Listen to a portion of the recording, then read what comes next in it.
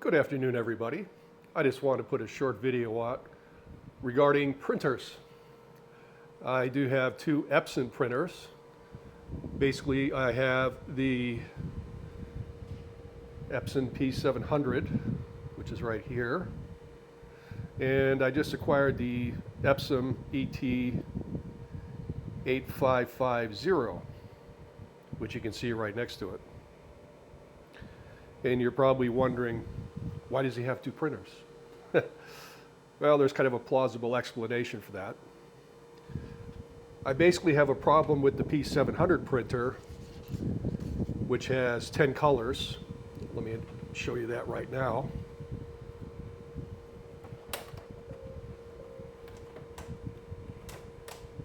Okay, there we go.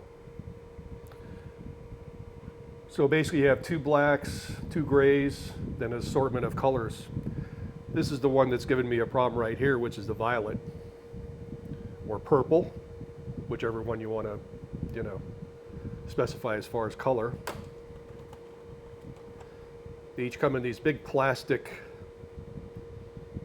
cartridges, I guess we could call them. Everybody else calls them cartridges. But they're each $38. So here's the problem. You can refill them, and from what I've seen on YouTube, it's a real pain. So we're not going that route. But this one is not printing properly, just one color. Now I've tried, basically, going through, testing, and I'll show you the test right here. Okay, as you can see, everything else comes out, which means, all the lines are going through, from top to bottom. But on the purple, not so good. Now I've tried the initial cleaning process, which is, let's say, uses less ink than the full-blown one, but it still uses ink. Now, if you go through the full-blown, I call it ink cleaning process, you're going to drain about half of those cartridges. Yeah, it just goes into the maintenance box, and it's just gone. You can't do each one individually, which I find is probably something they probably couldn't work around in the programming or what have you, but it's a very needless waste of ink. And they gave you the ink levels right here. And I'm already down to 2 warning triangles as far as low ink. So if you want to do the full-blown maintenance, which they call power cleaning, instead of the print head cleaning, and I'll show that to you right here. Okay, that's what's going to take up all that ink to force it through the nozzles and the print head, and hopefully it clears the problem. So I says, well, I tried the initial print head cleaning, which uses far less. I'm going to say a dozen times, okay? And then they want you to print out a print head nozzle check. But it seems every time I do that, when I do the print head nozzle check afterwards, I get far fewer lines than what I had before, meaning when I do the nozzle check. So I'm going like, well, where's the ink going? Because it keeps depleting on the screen anyway. So I don't know if it's just saying it thinks that's how much ink it's used, which of course isn't going through, or if in fact that's what ink is left in the cartridge. It's hard to say. I'm guessing it's probably just estimating what it's using, because you can't see it go anywhere. There's no spillages as far as I can see. So here's the deal. When you do a power clean, you're going to have to get new cartridges for all 10. And that's $378. Let's just say $380 just for ink. Okay? Now I can still print things as long as there's no purple hues in the color process. But again, if it's not going to fix itself, what are you going to do? Nobody really has a solution for this, but if you do, please leave a comment down below. I would really appreciate it. But that's the reason I got the other printer. Okay? Couple of reasons. One, the retail price was $7.99. Well, just this week, and this is, I'm not getting reimbursed by Epson or whatever, this is just information that's out there. It's $5.99, it's $200 off. So if you're thinking about getting a nice quality printer and want to keep the expense down, I would recommend the ET-8550. I've already printed, okay, some prints with it right here.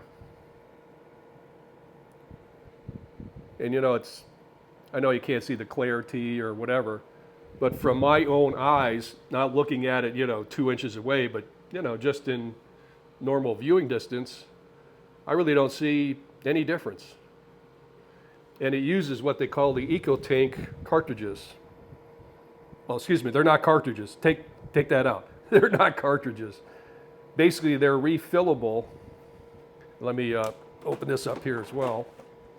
Okay, just pull up this flap, and there you are. And it uses these ink bottles, which there's 6. Okay. Now, when you first get the printer, they give you all 6 of those bottles, and basically that pretty well fills up what's in the printer itself. And then there's a little bit left at the end. And when you go through your initial process, of course, it basically fills up all the ink channels and going to the printer head. So I already bought the replacements, as far as what you can see right there. But for my initial use, I can see that it really doesn't use that much ink, and it's only 6 different colors. And the cost is far less than what it would be for the individual cartridges that go into the P700. And they're comparable size, okay?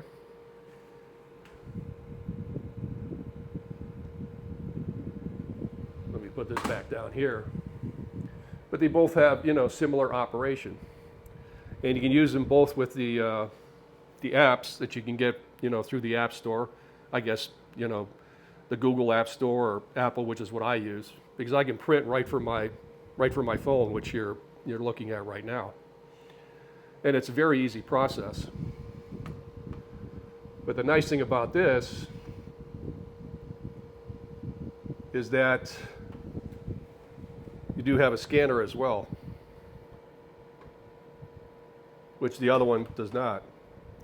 And this little thing flips down, and there's a motorized tray which comes out here at the bottom whenever you print something. So it's not like the P700, which is not a big deal. You just pull it out. They both print, CDs, DVD. Well, I guess DVDs are the same thing. But I just got this 2 days ago. But I find that for the money, it's far less to buy the printer than it would be to buy the ink for $380, run through the power cleaning on the P700, which may or may not work.